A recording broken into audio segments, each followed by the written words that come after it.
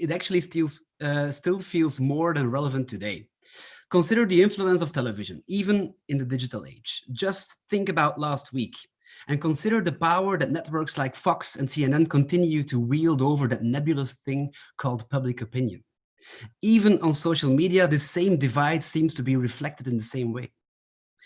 Since televised media has almost everywhere been into the hands of the people in power, and not necessarily of those who need to transfer facts or the truth.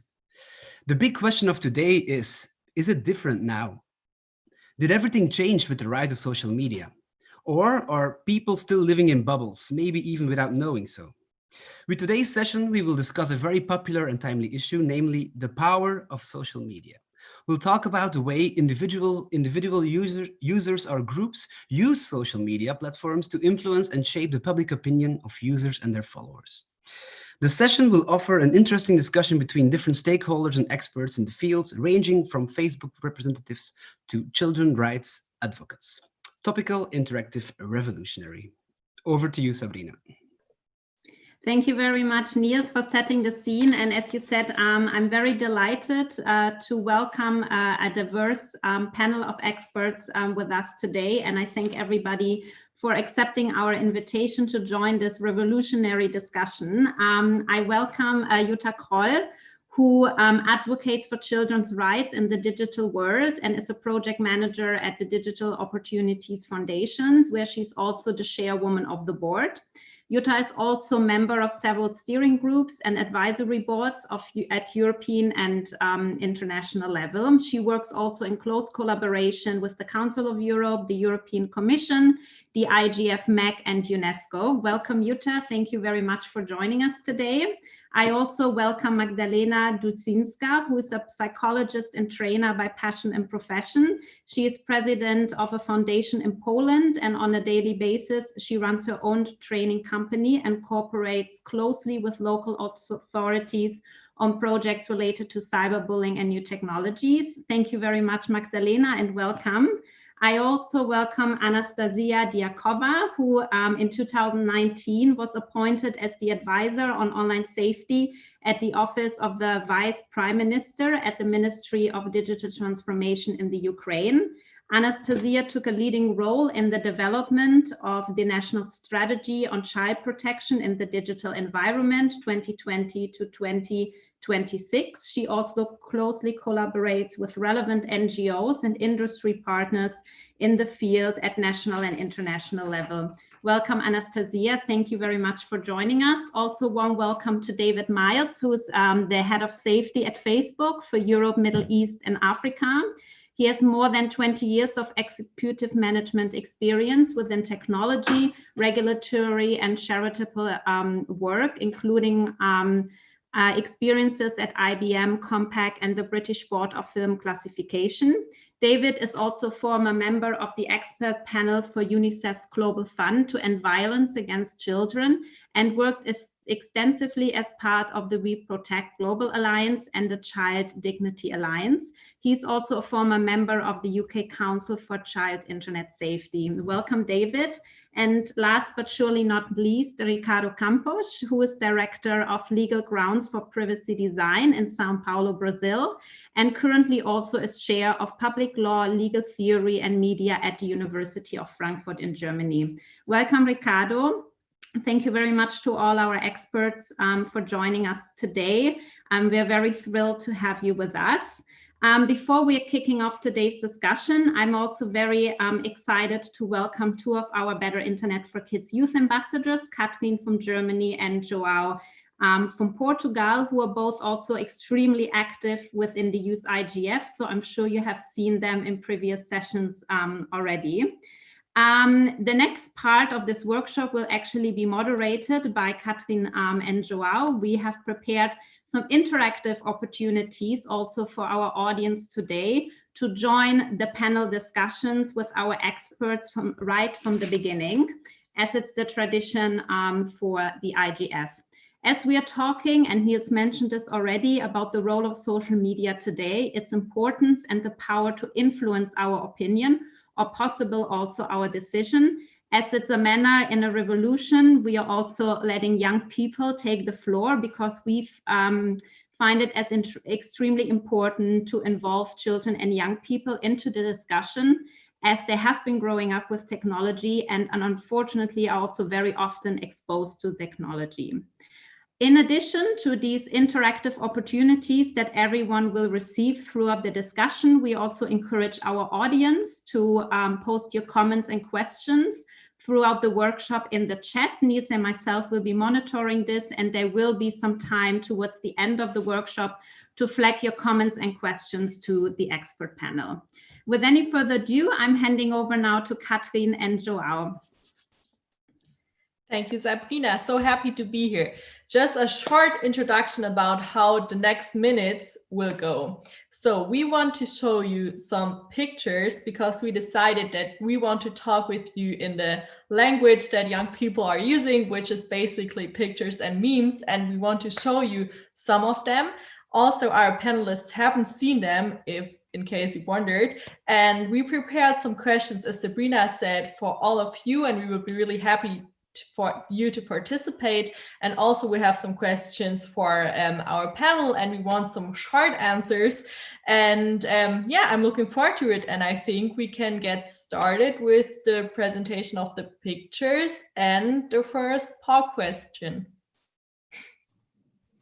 Yes, and I'll be co-moderating with Catherine. Hello, everyone. My name is João Pedro. I'm speaking to you from Portugal.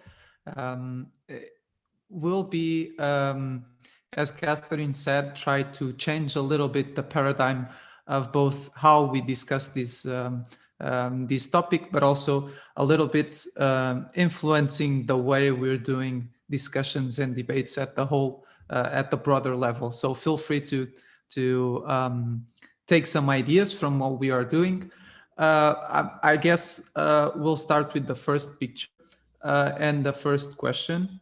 We want to show you some briefly this example. Sabrina, I don't know if you could bring it up.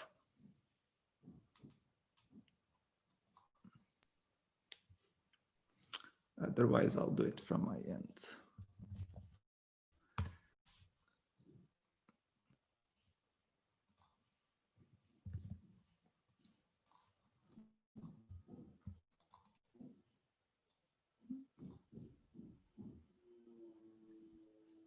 Yes, please, you can pull up the poll for the first picture.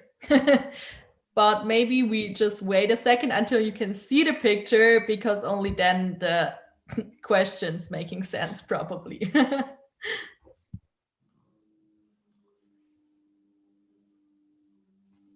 Yes. Okay. Could you see it? Yes, we can. Thank you, Joao.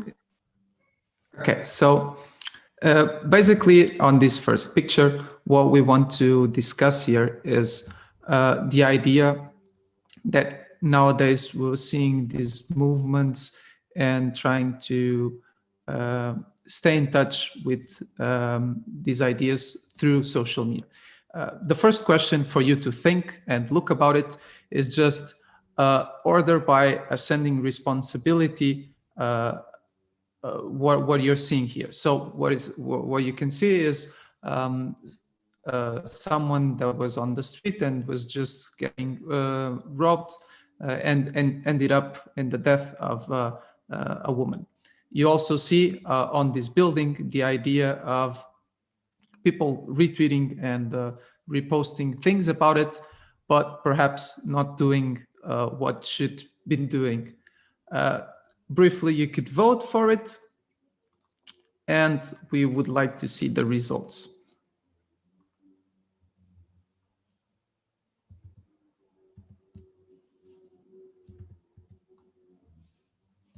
I don't know if you can have this.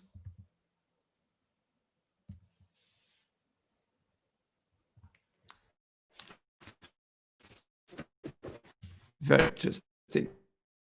Also, the idea is to have a little bit of a conversation now, and jump to the question. We'll be specifically asking for input from Ricardo and Magdalena about what they saw. So social media is definitely an amazing space for spreading the word and calling to action on society issues.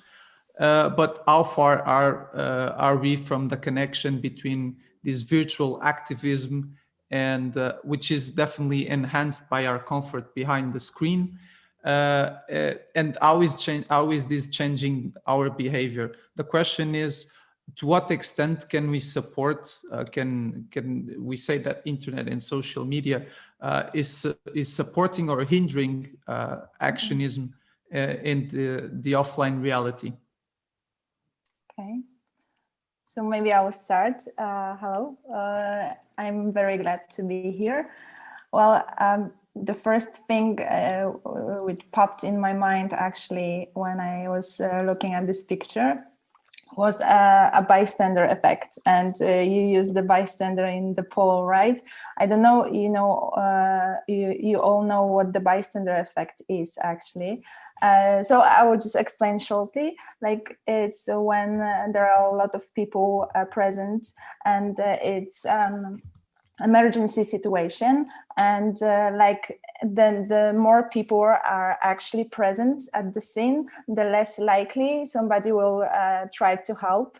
So I can see a lot of bystanders at these windows, and they are actually doing something, right? Like Zhao said, they are posting, reposting, sharing, but actually doing nothing. So when we connect the bystander effect with the social media, then we can see that there's a really bad influence on the bystander effect, especially in youth. I can remind myself a situation in Poland which happened recently. And there was in Gdańsk in Poland, where there are 3 or 4 girls had a really huge fight outside the school, and they weren't alone there. They were like a quite big crowd around them, but no one helped them. No one stopped the fight. No one intervened. And why it was happening? Why no one did nothing actually? So that's the question.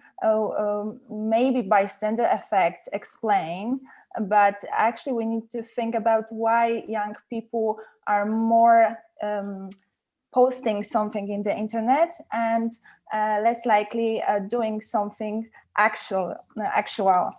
So I'm thinking about the maybe need for approval, which can be hiding behind that not doing anything. And when I talk with my kids on the lessons and the workshops I'm doing, they are talking about the clickbaiting. So what's the most clickbaiting thing? I think it's violence, right? Like sexual content and something outrageous they are witnessing. So probably it can be that. And the other thing I'm just thinking about, it's like actual events what are happening in Poland, because I'm from Poland, so I'm just seeing that vividly. I don't know if you all know that we have like a women's strikes now in Poland, and we are like truly fighting for our right to choose about terminating pregnancy. Well, I'm not going to talk about the abortion right now, but it's a really big issue now here in Poland, because it was a law for quite time, and now it was banned. So a lot of people went outside to the streets and protesting, and there was a hashtag which comes with it, and it's hashtag women hell, written in Polish. And actually, like last week, there was like 70 million views on TikTok on that, and so it's a quite big amount. And the same thing happened on Facebook, because all celebrities and all influencers were using that hashtag, and they because of them, there was like in the culminating moment about 100,000 people on the street in Warsaw, in the capital city of Poland. So, and we have a pandemic time, right? So people are afraid of crowds, and now they are on the streets, and all because of the hashtag. So I can see like two sides of it, like plus and minus. And yeah, I think, I have another bad thing with the hashtags. So we have like this issue of celebrities and influencers who are using this hashtag, but they are selling something outside the idea, right? Not only the idea of women health, but and for the strikes, but actually we have these people who are trying to promote themselves because of it. So we have hashtags who are calling for action, calling for movement, and now we are going further, and we are selling something outside the idea. We are doing something commercially. So I don't know is it ethical? For me, not. But yeah. Thank you. So thank you, Madalena. So I'd like to thank to Sabrina and Joaquin for the invitation to participate another year with in the IGF with Safer Internet. It's a pleasure to me. And just to make a remark, I'm not the chair of here in Frankfurt of a public law, but I'm a assistant, a kind of lecturer in the English system, educational system. So, and it was interesting in this panel, and above all in the first picture, is about the changing roles of the communication in the society. So we have maybe for 30, 20 years ago, the mass media in the middle of the communication in the society, and now we have much more the social media, so taking this place of the mass communication media. And Niklas Luhmann, a famous sociologist from Germany, he wrote a book on the reality of the mass media. And the first phrase of this book, the book was published at the beginning of the 90s, I think 93. And the first phrase, he begins his book with this phrase: all we know about the world and about the society, we know through the mass media. And we could today rewrite the sentence and say, all we know about the world and about the society, we know through social media. No? And that is about our panel today. Now, when you talk about the revolution, will not take place anymore in being filmed and communicated through the television as a mass media, but through social media. We are talking about these changing roles in the society. No? And I would like to say some sentences on the picture. I think the picture shows above all the limits of the online communication. I think that's the point of the, so we have a kind of, we talked in the last 10 years that the offline world would migrate to the online world. So all of our relationships, our bank, our education was migrating to the online world. And we thought that the dualism about the offline and online would not exist anymore. And I think now, above all, if we talk about social movements, we are seeing that also the offline world is still important for bringing social movements into scene. And I think the picture shows exactly the limits of thinking of the world as only a online world. That would be my point on the picture. Can I add something? because the first sentence in the book you said, Ricardo, it's actually what it's really suits to the situation here in Poland, because like people are really recording the strikes and the protests, and they are sharing that in the internet, and actually public television is not doing that. So it's really all we know. It's through social media, and now it's helping us. But actually I'm wondering if we are going to discuss about also a bubble of social media, right? If it's this all we see is the only truth. Let's hope to have bubble of images for everyone. Jutta, you want to add something? So I'd ask you to be really quick so we can move to the next one. Yes, I wanted to say that I don't think it's social media is a replacement for activism, but a complement to activism. So people act in social media and they complement their activism in real life with social media. So if I come back to that image, I would say I'm pretty sure that some of the people would have left the house and gone out to help the person.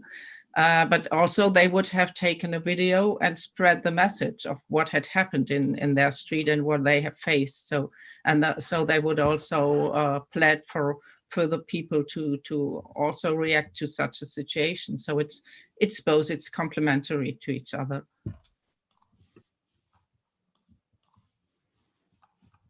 Okay, so next, to going further on our discussion, I'll share with you again my screen, try to see, and we have another one.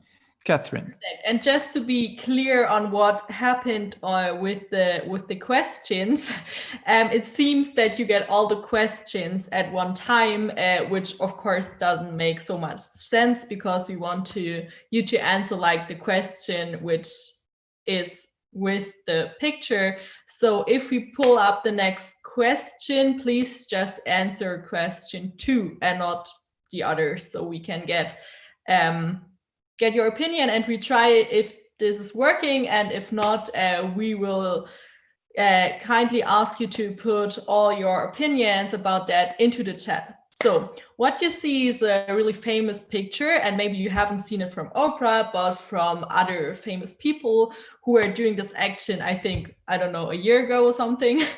And we were thinking that maybe behind this, there's like a bigger or more serious problem, because at first this is funny that you have different online personas, but what comes with that is that we have the necessity, or we feel the necessity of maintaining different personas on different social media platforms. And because we feel that necessity, we maybe invest much time in our digital selves, which we want to promote. And I would really like to have a comment on that from Anastasia and from Magdalena. I can start, I think. Good evening, everyone. Thank you so much for inviting me for this event. It's a big pleasure and honor for me to take a part. And coming back to this picture, I think it's really important to add TikTok as well to this picture. Because LinkedIn is too early for children to use, and Facebook sometimes, I'm sorry David, but it's not a platform for children. Mostly it's used by adults. In Ukraine it's really popular platform for politicians as well. For example, a revolution of dignity in Ukraine started from Facebook, not from Twitter. As in a lot of countries, Twitter is really a political platform. In Ukraine it's Facebook. So coming back to this picture, I think you expect from my side comment according to children, and I think in other pictures I will be really happy to join and discuss situation in Belarus as well, because now for the last 12 years I live in Ukraine and have Ukrainian citizenship, but originally I'm from Belarus, and in August we hold a really big initiative, Belarus Watch, to support protests in Belarus. So it will be really interesting to discuss it as well, and Telegram involvement in these issues. But coming back to this picture, I think it's really interesting how different we look in different social networks, and how children has to present themselves differently in different networks, for example, in TikTok and Instagram as well. But for me, it's maybe even more not according to different social networks, but difference in offline life and online reality. And we really talk a lot of with children, how they appreciate and evaluate quantity of likes they receive in social networks. And I just finished to write my first book for parents about the children online safety, and I hold a range of interviews with children, and I ask them, is it important for them to know how many likes they received? And mostly of them told, yes, it's really important. And when I ask, okay, when do you feel okay, of what quantity of likes? And some children told me, when I receive 150 likes, it's okay. And other issue, but if less, I'm really upset. So it was a really interesting experiment that Facebook hold in Australia, when they don't show a quantity of likes, and children and parents can only see John, for example, and other like your photo. So I think it's really good idea. And one more point is editing of photos. When children doesn't post the real photos, so they add their face or clothes or anything around them. And I always ask them, why do you do this? And they told, because all our friends do this, first of all. And the second, because I know in what way my photos has to look like, so I will receive more likes. And one more point, maybe the last one, it's fear of missing out, or understanding of that maybe some people have better lives than I have. Because children can see in social networks only realities that other people would like to show. And it's not question to social network, it's question to users, what we show on social networks. And maybe it's question as well to adults and communication with children, that usually it's like a, not maybe bubble in a way that we usually discuss, but a bubble that children see. And sometimes after using social networks, they really feel upset, because they think that all these people on social networks really have only this kind of really brilliant life, but all of us, they have really bad days, but usually people don't show this. So these cases when bloggers, like a million bloggers, show their reality and tell them, okay, can you see this photo where I'm really smiling, and now I show you what I really had in this day. So this like showing like online my view and reality and identity and offline reality, and show children that it's not like an ideal life, it's only a part of my life that you see. I think it's really important, because it also influence on children's self-esteem and on their friendship. So I think it's really valuable, and thank you, David and Facebook and Instagram for this experiment with likes. I think it's really brilliant idea, and children really appreciate this. Thank you. And just a note from the youth, the question we put up was tricky, because online personality disorder could be a thing when we have several profiles on the same network, which I know that by some terms and conditions, it's not allowed, but it's what we are seeing children doing just to filter what they share with the audience they have. I don't know if that helps to the conversation, but let's see. Okay, thank you, Anastasia. Thank you, Joe.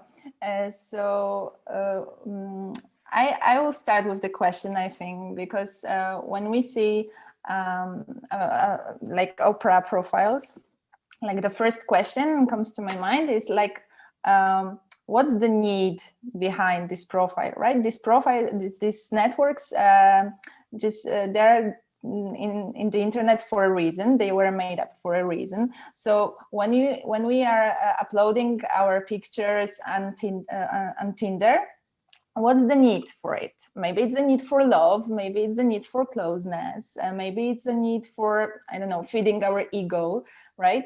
And the same thing with the Instagram, maybe it's the need for acceptance, and for Facebook, maybe it's the need for affiliation.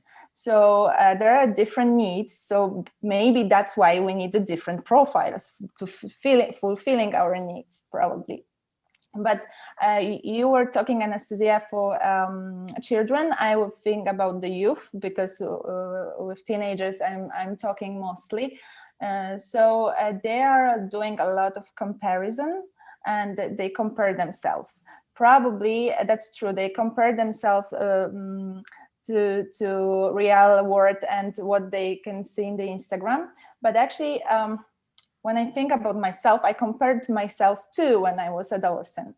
I compared myself with the schoolmates. I compared myself with colleagues from my backyard. And when I'm thinking about the social media, there are a new backyards right now, right? Like each social media is a new backyard, and we have a lot of people to compare with, and we compare a lot. So let's think about it, why we are comparing ourselves. It's because what Anastasia said about the self-esteem, probably. So when you're in the adolescent age, your self-esteem is a bit lower, and you are like looking for yourself. You are shaping yourself again. So that's why you need to a comparison. But look about that. We compare ourselves like a whole bucket with all advantages, disadvantages, and teenagers know better their disadvantages, not advantages, right? So this is a whole bucket of me, and then I compare it with a tiny sharing reality from the person I'm looking at the picture. So it's always a losing game, because here we have whole buckets of me, and here I can see only just pluses of the person I'm comparing with. So always a losing game, right? And the second thing I'm thinking about, it's paradox of choice. It's like Barry Schwartz wrote a book, the same title. So when we have a lot of choices, our capability of making decision is dropping sharply. So this is a problem for us, because when we have a picture and we need to upload it somewhere, and we have so many profiles, it's actually eating our cognitive resources, I think, because we have so many options to where to put these pictures, what to write down.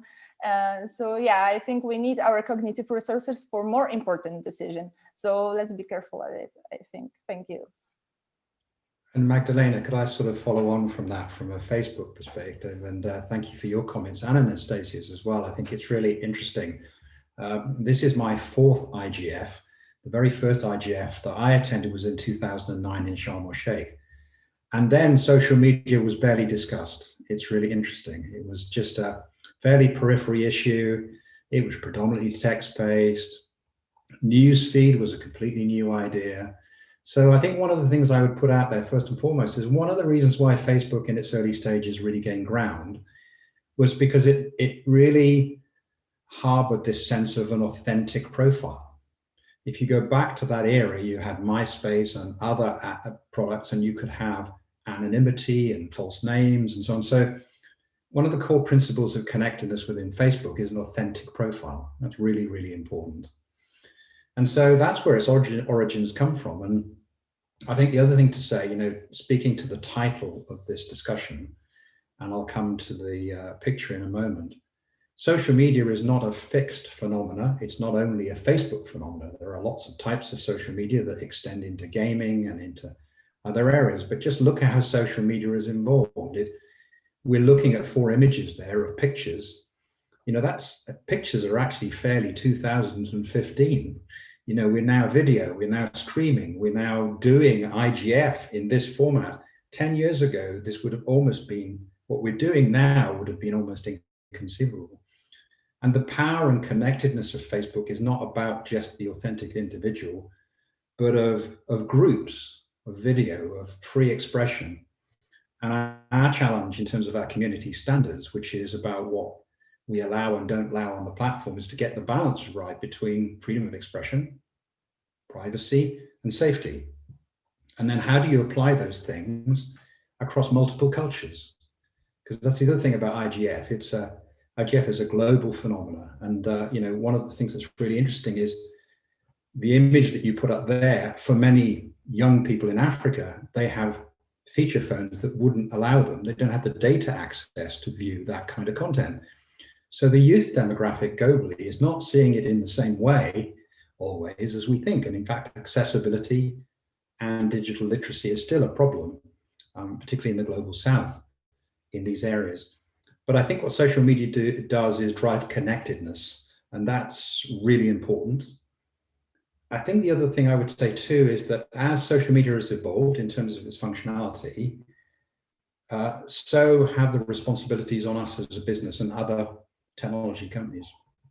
And sometimes the decisions we make about community standards, or about racial injustice, or about the anti-vax movement, or other issues are decisions that we need to make with other people or ask governments for guidance on. And so we've had to form an independent oversight board with 40 members, which came into force and takes its first cases in October, to sort of look at those sort of borderline issues, those issues which we can't make a decision on as a business. So I suppose what I'm trying to describe there in terms of features and in terms of the evolution of social media is that in that sort of decade that I just spoke about, how quickly that's evolved, and if you look at our global user base, which is more than 3 billion people, that is disaggregated across 3 platforms. That's Facebook, that's Instagram, and that's WhatsApp. Those are different communities. Some of those are public spaces like Facebook and Instagram. Some of those are private spaces like WhatsApp. And in some countries in the world, if you want freedom of expression, the private spaces are probably the only space you can have those activities. And then I think the final thing I would say overall in terms of global is that, only 13% of our users are from North America.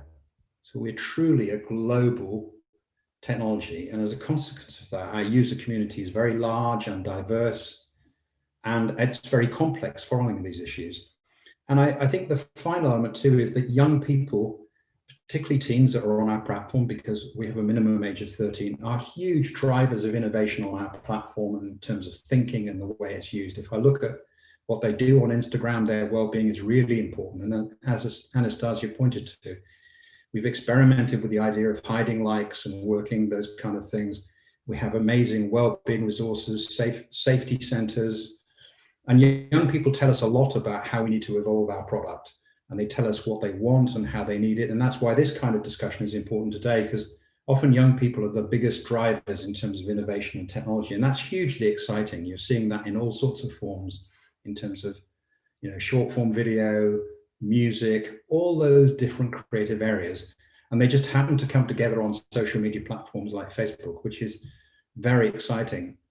And I just would say finally that those 4 images are really interesting, but they also speak to something that's been happening for many years, which is young people want to disaggregate their profiles.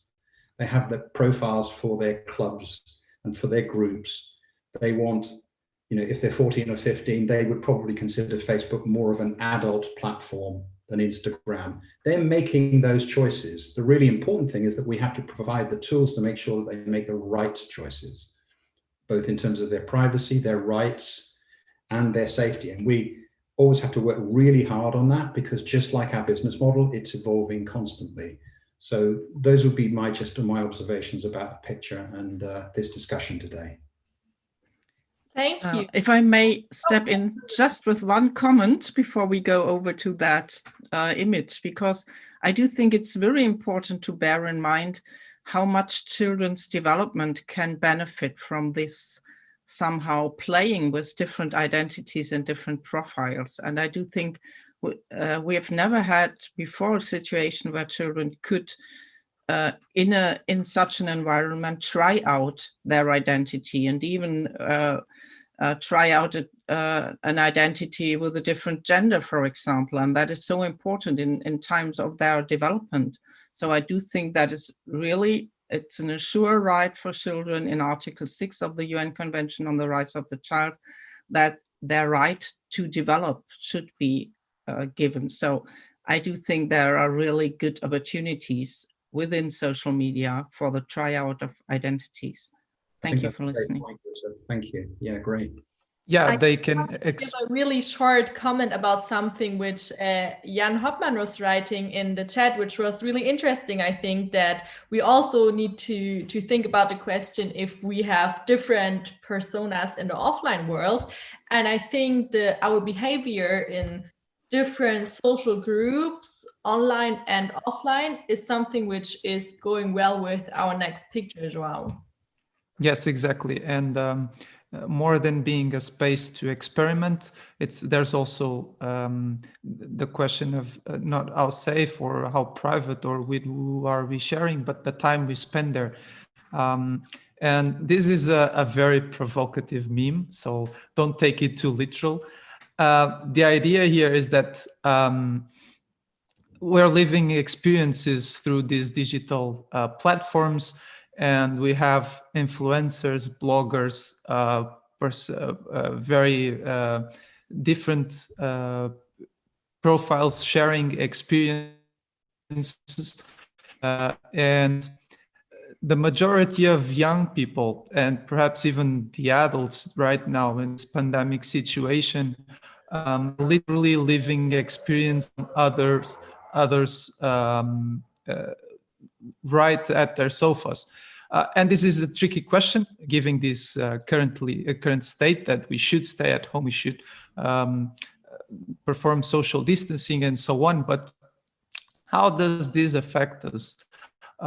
Is social life that young people stop doing things from themselves and are now just consuming amazing experiences, just watching the bright and the positive side of things. I always give this example of taking, for instance, seeing a fast forward Lego construction that took me 30 seconds on the video, but this is a process of trying and error that often is not showed on what we share. The other point is, of course, how we are absorbing the things we're doing on social media, and that comes to the nor media situation. The concept of being behind these different posts, we see the differences between advertising posts and the ones that are organically shared, and how can we, again, bringing up the point from filter bubbles presented before, how could we envision this moving forward? This question was a little bit pointed towards the views of David and Jutta. I know they were already very involved in the last picture, so they can perhaps pick up from where they left, because I know definitely there's certain things that can be brought up also to these questions. I can be very brief on this, I would say. So of course, I don't agree with that. I wouldn't say, I would say that especially during the pandemic, we have learned how social media are. We are not living in a time of social distancing, but in a time of physical distancing, and social media have enabled all the to keep the social contacts. And of course, that counts also for young people, even though they can't meet their friends in the playground or wherever or at school, but keeping their contacts with people. And I would also not agree with saying it's not media, because I would not say it's replacing classical traditional media, but it's complementary to traditional media, and in some ways it's more prominent. I would not say also more relevant, but more prominent for people are social media. Some people only use that, but other people only use traditional media. And I personally, I prefer to have a mix of both, and then I can best build my own opinion. Handing over to you, David. I'm just picking up on a comment. it was totally provocative to hear that social distancing must be the biggest terminology mistake of the pandemic. And I have to totally agree, and perhaps link it to what everything have just been said, just to provoke a little bit more. And obviously, David will pick up a little bit from here. The idea of the social perspective of having 1,000 followers, the idea of having friendship with a new concept, a broader concept. I don't know if that makes it even more provocative of a picture.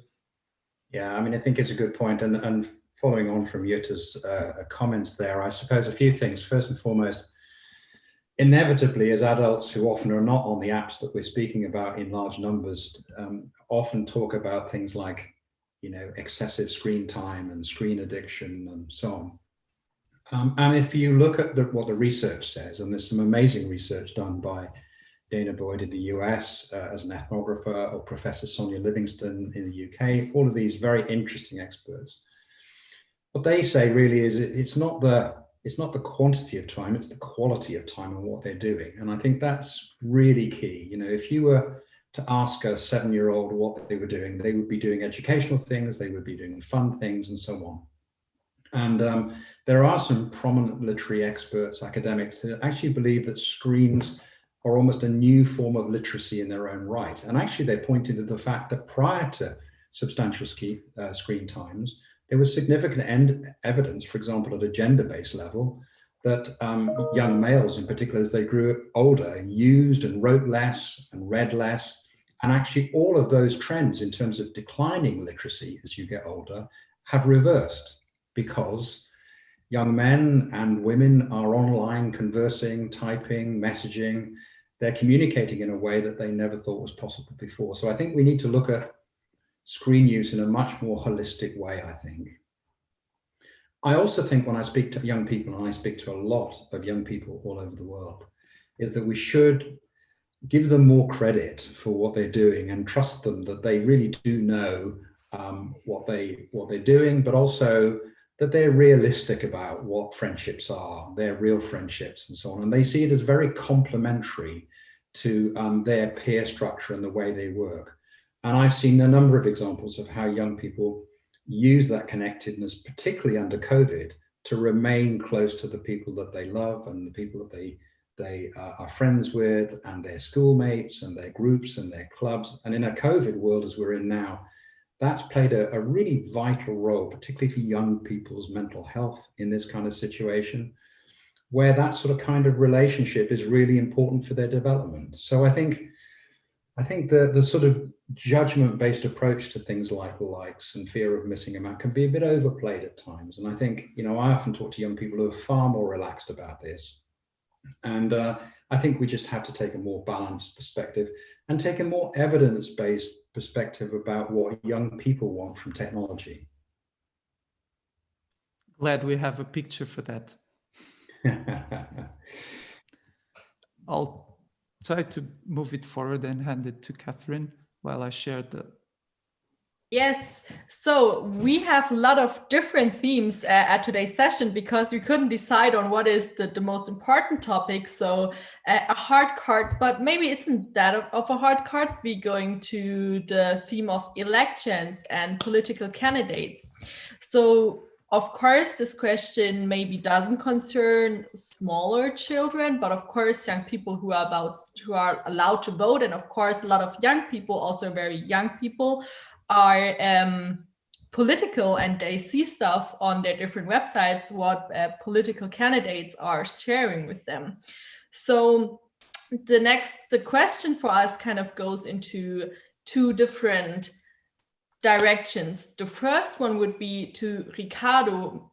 Do we have like an obligation to prevent that political candidates are posting misinformation online? And also, maybe we should ask a question if, you know, media content algorithms maybe know us better than we know ourselves, and maybe they already know who we want to vote, and how can we tackle that problem? And the other side of that question would be to Dave, which is, what is Facebook doing to prevent misinformation by politicians, especially during election campaigns?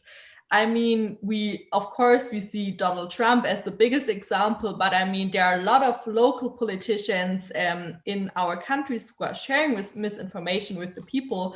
And of course, they use social media to be close to the voters. And I think that's a great idea, but also maybe this is having kind of like, you know, a bad side. And what obligation do we have, or maybe you have, to change that, or to tackle that problem?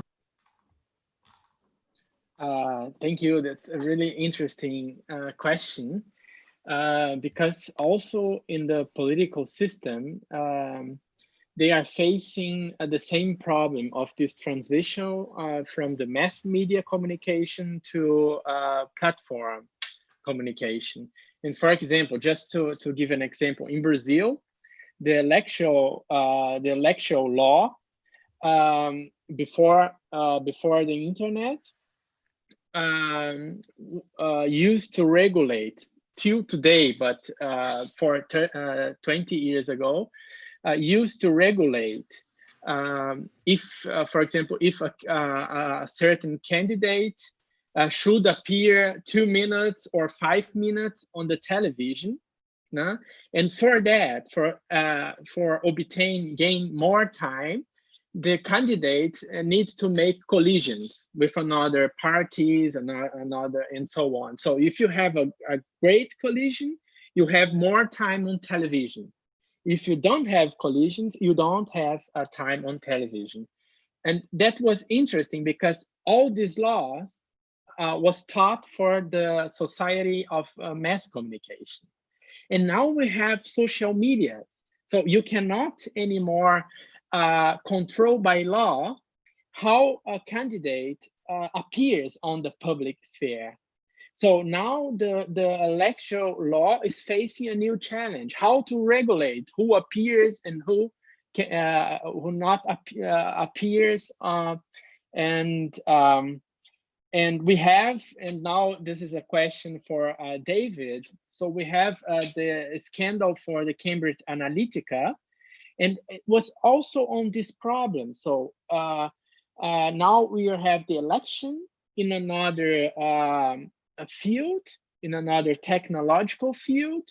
And at that time, 2016, was the problem of ad targeting.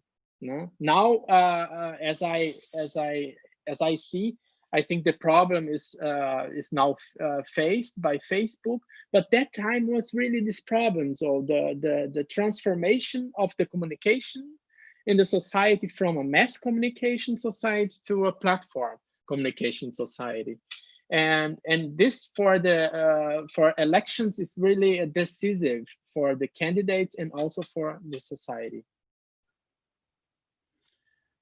Ricardo, you make some good points, and perhaps I just come back on a few of those. I think the first thing to say is that, you know, there are elections all around the world. In fact, there will be 20 in Africa in the next year, and the US election, as important it is one of sort of many. And sort of since 2016, there's no question Facebook's learned a lot about that. And but really interesting, if you look at this particular election, this year, Facebook helped 4.4 million voters to register ahead of the election. So actually, in some senses, we've turned the benefits of our technology to help people register to vote. And in fact, we now have ad libraries, we label advertising, and we hold people to account based on our community standards. And so, you know, that's an important process we've had to go through, and we've learned a lot from that, and have conducted, I think, our activities well, I think, at this time round. But we see that connectedness as very important, and people's, you know, desire to express their views around all the issues that are around elections, because elections surface a whole range of social issues. In the United States, you know, racial injustice and all that's emerged from that has been challenging for everybody in the United States. And the groups that have formed around that, the discussions that have happened, particularly under COVID, where people can't meet, where people can't travel, is part of that process of having a free and fair election. So I think that's important, and we, as at Facebook, will constantly evolve. I'm really much more over on the safety side than I am on the electoral integrity side. But nevertheless, you make some very interesting points, and I think I just would make the point that I think it's an interesting election result, and one that, in our own way, through voter registration, we played an important role in. That's good. And jumping to our last image to share with you, we have come up here to discuss with you a little bit what were your perspectives on these very broad topics. And the idea was to try to link a little bit with the title. For some in the chat that were debating on the pertinence of the title, for me, it makes sense as I'm seeing the world through the lenses of social media. Perhaps older gens seen it through the lenses of television. Obviously, with augmented impacts of dimension that social media have gone. And there were some reflecting done by among other youth, and this is part of a bigger publication that was done from Youth for Digital Sustainability, a group of youth experts that are involved in internet governance. And I wanted to get a really brief comment and I opened this to all the participants a little bit. Since youth is one out of the 3 active users of media content platforms, and perhaps David pick up a little bit as well, what is your view about the need to assure that there's youth representation in these internal advisory bodies? Also, do you have any other ideas that can contribute to improve the decisions that are made and that affect this age group? Yeah, no, I mean, I think you make some great points here. So a project that we kicked off in 2019 was what we called an age-appropriate design jam. So we are co-designing a youth guide, which we actually will publish at the Safer Internet Forum with young people. And we have done a range of workshops with young people around the world to get their input into ideas like terms of service, the way products work, features and functions. And we found that whole exercise really amazing, because young people are on this technology a lot and they've got very strong views on different things. So we've absorbed that and brought that back inside to something called TTC Labs, which is a part of Facebook. And we've written a youth design guide with their input, which we'll publish in 2 weeks' time. And I think that's one indication, I think, of just where this is going to go. I am absolutely convinced that young people can play a central role in the way products and services develop. They're major consumers of media. And so we see things like the TTC Labs Age Appropriate Design Jam as one of those ways of not just empowering young people, but getting their input. I think the other thing that I would say too is that their tastes and interests evolve dramatically. And one of the things that came across certainly with our co-design work with young people is not to treat young people as just one block. You know, there are lots of different demographics of young people, but also there are lots of different age groups with different developmental needs. And so you have to design products and services for those age groups. And I think that will be a trend going forward. We've launched Messenger Kids, which is for preteens, based on research that we did with young people and preteens about products they want.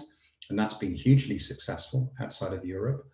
And I think you'll see that emerging more and more on features that we develop on Instagram and in other products, because young people want those kind of things depending on the age they are and what is developmentally appropriate. So I do think young people are part of that process, and I think they'll be increasingly so. And those young people are tomorrow's adults.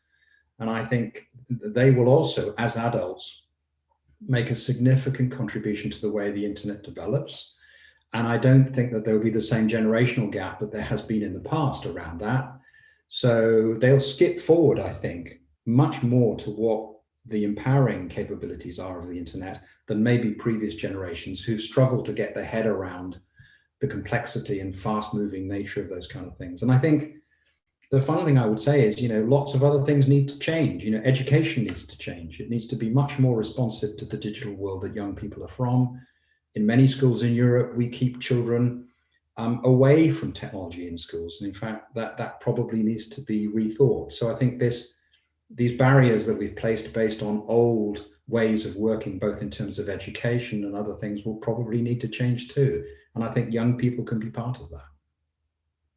So I guess we'll be asking for except one seat to have more seats. I don't know if Catherine wants to also to jump it a little bit. I see that Anastasia wants to add something, and please to the whole panel, you can just give us your short thought about that. Maybe if you also think that something like this is possible, and maybe also if it's like a right for young people to participate in that process, because like content platforms are working as kind of private legislators on their platforms. So I think it's so important that the people who are using it are included in making, the terms of it. Thank you so much. Yeah, I think that's really important for YOS to take a part in developing such tools that they use really a lot. And during developing the National Strategy of Children Online Safety, we worked closer with YOS because in Ukraine we have a National Council of Children who take a part in national like a solution and government position development. And also I'm founder of the first in Ukraine awareness raising and educational project about sexting, grooming and sextortion, Stop Sexting. And we work closely with this council. When we developed a chatbot for teens or some lessons, we really usually show them and receive their feedback, or when we develop social advertisement and understand that our main audience is teens, we usually consult with them because we understand that we don't know what image children will love. So we have to consult with them and show them and ask them. And I really like example of UK organization ChildNet, when they teach children how to teach other children. Because I think about online safety, of course, because I really think that children, it's more interesting for them to be taught by children, not by adults who they sometimes think that they just don't know how to use WhatsApp or Skype even, especially before COVID lockdown and online education. So I think it's as well a good trend to teach children how to teach other children, because by this way, other children are more involved, and children who teach other children receive more knowledge. And I think that as well, involving children into taking these decisions, we show them that they have this voice and we really listen to them. And I think for businesses as well can be really useful because if we invite children to take a part, first of all, we can make it more safety. But a point that may be not good for children, but it's easier to make how children will use it more. So it's a question to screen time, of course, but for industry, it's a good idea to ask children what you like to use. So yeah, I think it's really important. And during my interview with children, I really often them asked, what would you change in social networks if you can do so? And in Ukraine, we have a really big problem with Instagram, when girls, really pre-teens girls, 9, 10, and 11 girls, they have usually account on Instagram. But they told me, if it will be possible, I would like to do my best for adult men from other countries not to be able to write to me. So it's really big question in Ukraine with this, and we communicate a lot with with these girls, with this audience. And I think that sometimes social networks can do nothing with this, but it's really important to raise awareness about these issues and talk that children don't have to communicate with these strangers. Yeah, and one more point, maybe last point about taking children to participate. It's when parents overuse technology. And sometimes children come to me after lessons and told, if you can do anything in this online world, can you please do something with my parents? And ask them, what would you like me to do? Could you please stop them using smartphone as much? Because they don't spend time with me. They spend all their time at home with smartphones. So why they have me in our family if they don't spend time with me? So sometimes it's a question not about children overusing, overconsumption online time, but about parents as well, especially in this lockdown period. Thank you. Okay, and really quick to Magdalena. Just thinking about the time of initiation of using technology when you are a child, because of the touch screens, we have really I don't know, 6 months old children who are actually seated in front of a screen and like forced to watch something. So the time of initiation is very early, and because of the touch screen, because of the tablets and iPads. And I'm thinking that we don't teach kids in the kindergartens. We don't teach kids, at least in Poland, in really preschoolers, what is internet, how to do internet, right? But kids already know what internet is, because what Anastasia said, they look at their parents. They see that their daddies and mummies are doing something, texting or whatever. So yeah, I think that's the time to teach technology should be earlier. And the second thing, I think that we should teach not only about the technology, but about empathy and emotional intelligence. And this is the thing. And also critically thinking, right? Because all the fake news, they are going to read in the internet when they are older. So these are things we shouldn't forget about, I think. Thank you. May I add just one sentence about early childhood, answering Magdalena. Last month we launched a fairy tale for children about sextortion, where torture, like animals, communicate on the book. And one animal asked another one to send a photo without animal claws. So I think for smaller children, we should be really creative and find some really not lessons, but really creative solutions. Thank you. I don't know if anyone else wants to briefly comment on the challenge we raised and offer any other solution. If not, I don't know, I haven't seen the signal. If not, I just want to thank you for, first of all, taking the challenge to speak with us, to come up with an open mind and see the images for the first time and try to really engage on the topic. It was really a broad discussion, so we did not try to focus too much on one specific issue, because as many of you said, this is a broader discussion. This is a very pertinent and large debate. So I of course have to challenge David to take our challenge of having a seat on the advisory board, of course, but also reflect on the other ideas of bringing and where to focus in terms of education, in terms of the skills we want, and at the age we want them to be learned from youth and children. From that end, I think that leaves my moderation role. That was a little bit too interactive as well. Catherine, I don't know if you want to say thanks as well, and then we would leave it to the a really, really short thank you, but not only to our panelists, but also to all the people who are watching. I can't see you, but I saw a lot of comments in the chat, and I think they were really, really interesting so far. And if you still want to discuss with us, I don't know, I think we can have a discussion on Twitter, I think on the topics with the IGF 2020 or something. We will see that.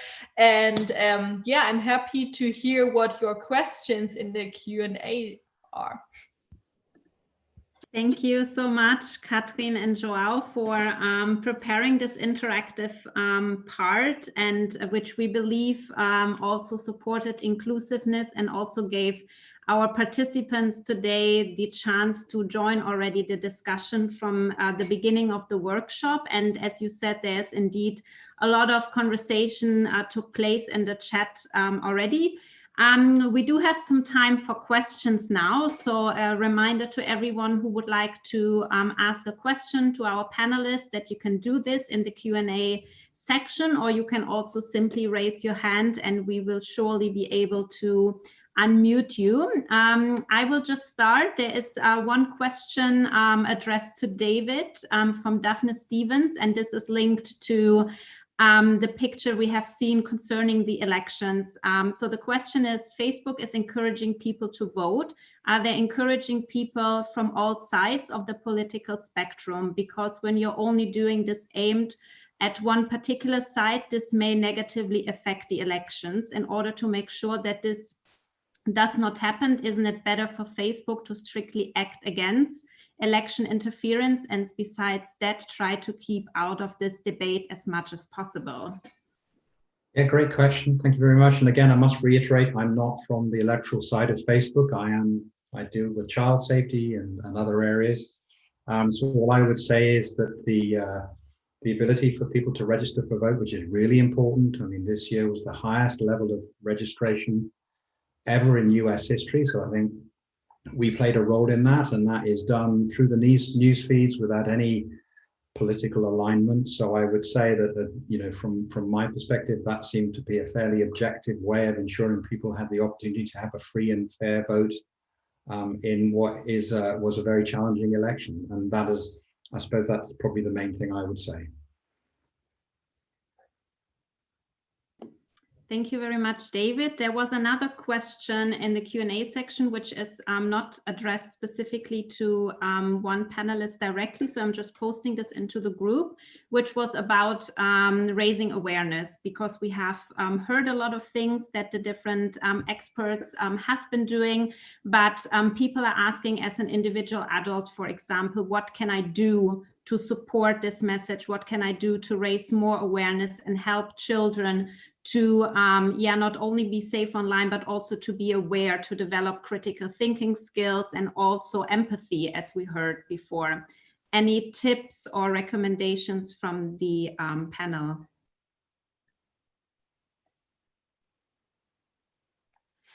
I would just make one comment. I suppose, you know, in the end, Facebook is a technology player ultimately, but we rely on the expertise and partnerships of lots of amazing NGOs. And, you know, some of the individuals here have been involved with some amazing resources and guidance online. In fact, to give you an indication, we have almost 400 partnerships globally, just in this area. People who specialize in peer-to-peer mentoring in the UK, programs in Germany, which we've seen, which through ClickSafe and other programs. So there's a wealth of resources out there for young people. I think sometimes, as a point was made earlier on, I think some adults could benefit from that guidance as well. But I think on the whole, there's plenty out there, and it's very exciting. And I think you know, within the IGF context, you see a lot of those NGOs here talking about the amazing resources they've developed and the young people that they work with.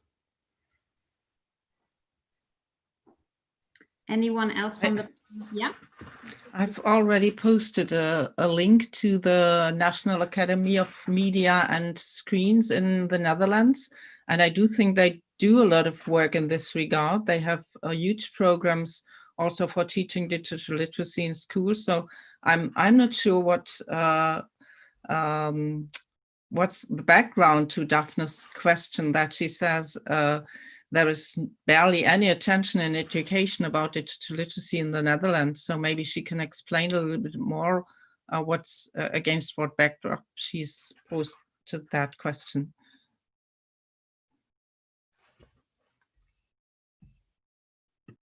Yes, maybe there's an opportunity that we can unmute Daphne to join this conversation. And in the meanwhile, I could maybe already add to that there's always a possibility to contact your local Safer Internet Center. In the Netherlands, there's also one.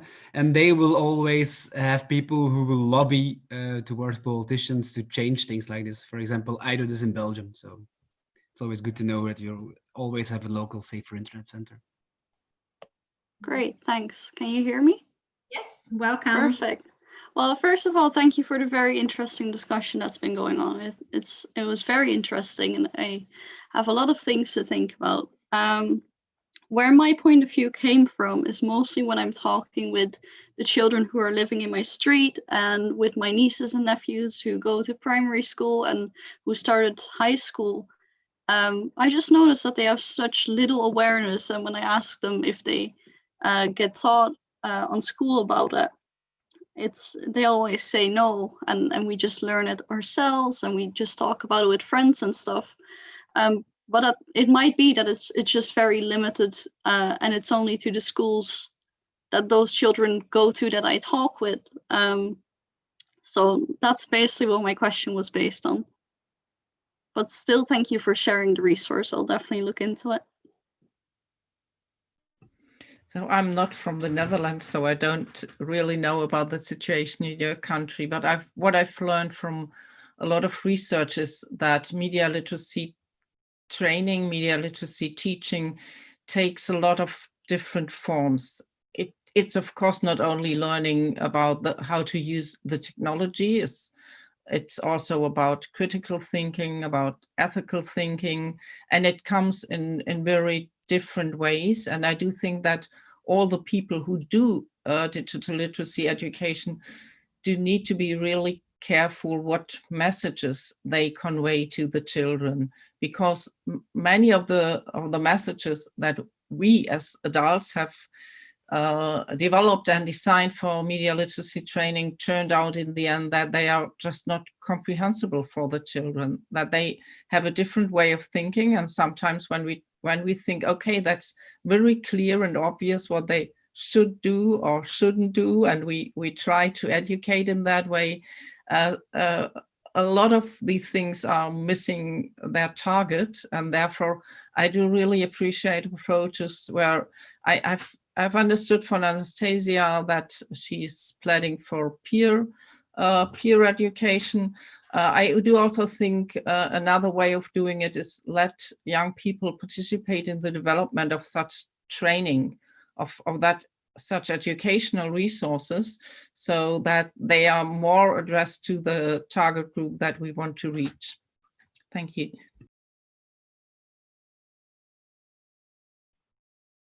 Thank you very much. I'm checking with Niels if he has any additional question as we're coming towards the end of our workshop.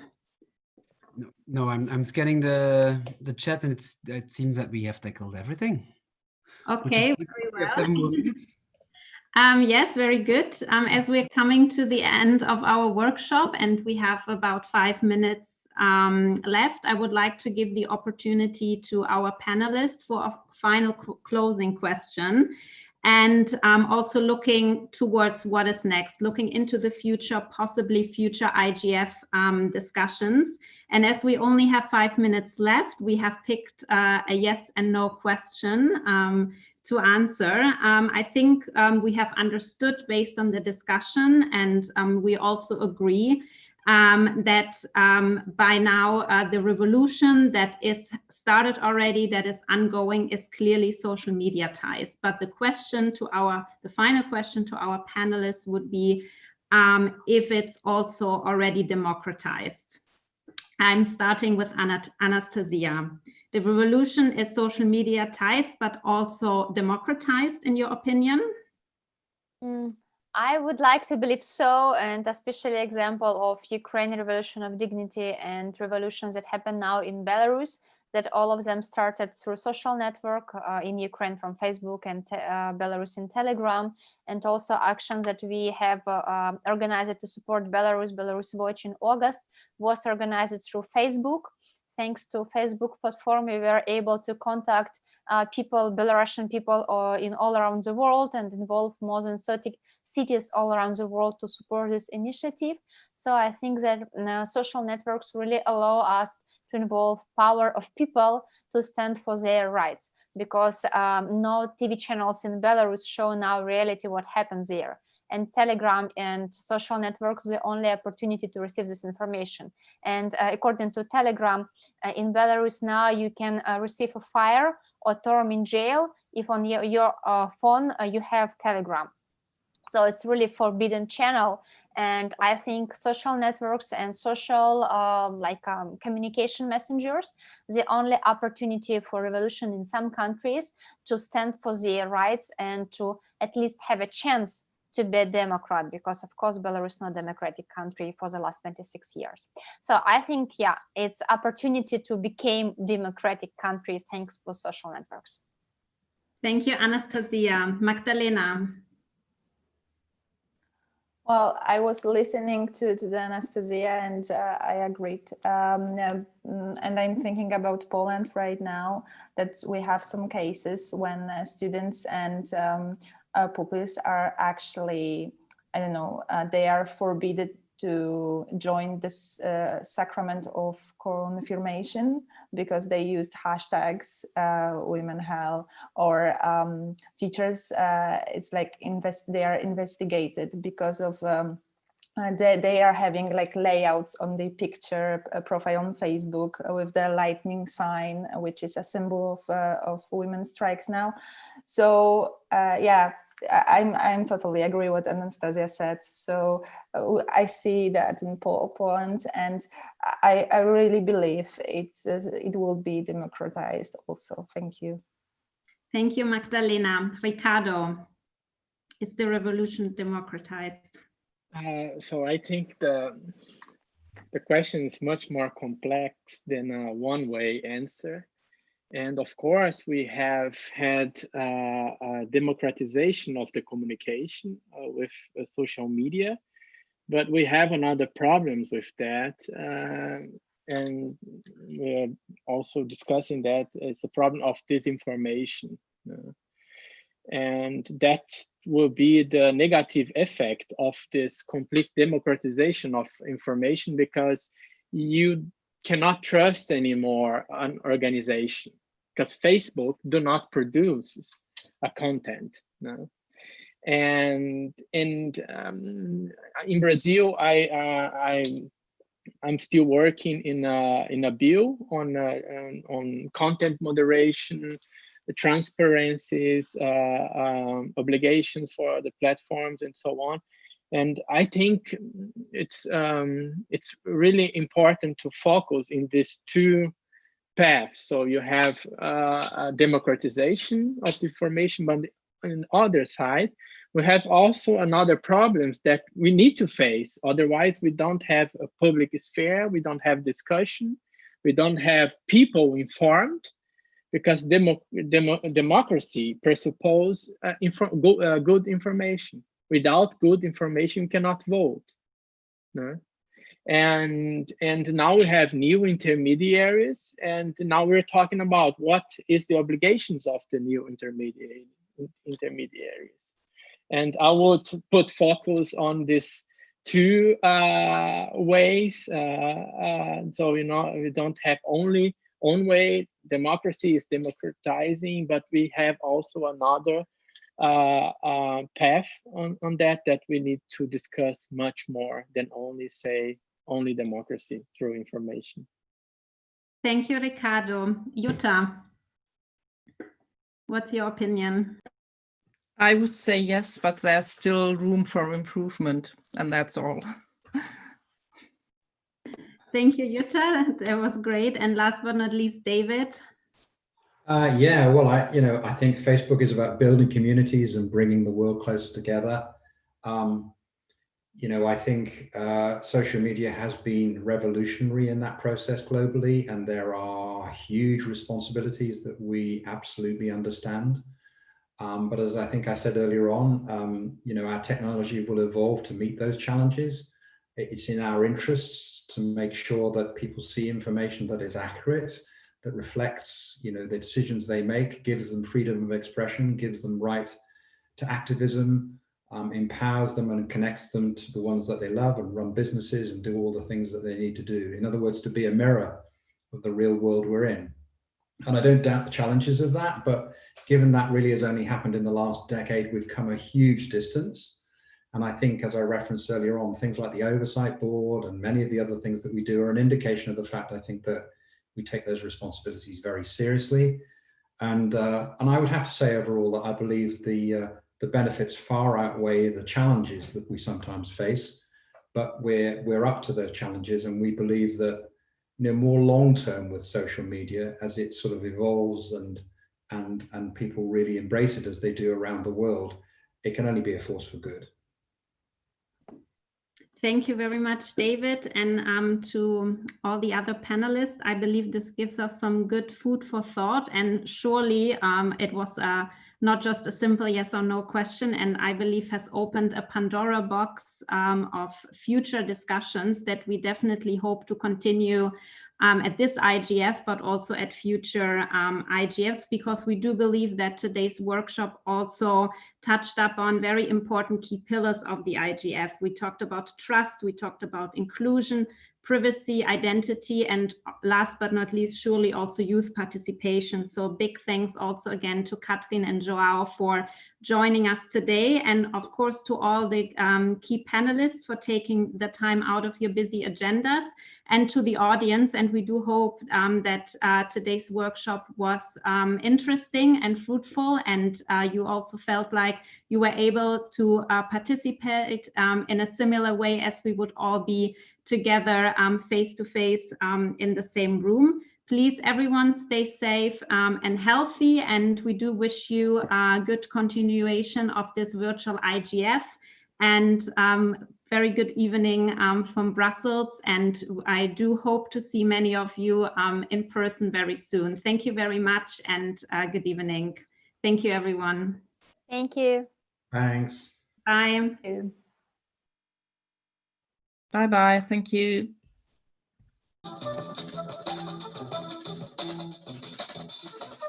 You will not be able to stay home, brother. You will not be able to plug in, turn on, and cop out. You will not be able to lose yourself on Skag and skip out from here during commercials, because the revolution will not be televised. The revolution will not be televised. The revolution will not be brought to you by Xerox in 4 parts without commercial interruptions. The revolution will not show you pictures of Nixon blowing a bugle and leading a charge by John Mitchell, General Abrams, and Spyro Agnew to eat hog maws confiscated from a Harlem sanctuary. The revolution will not be televised.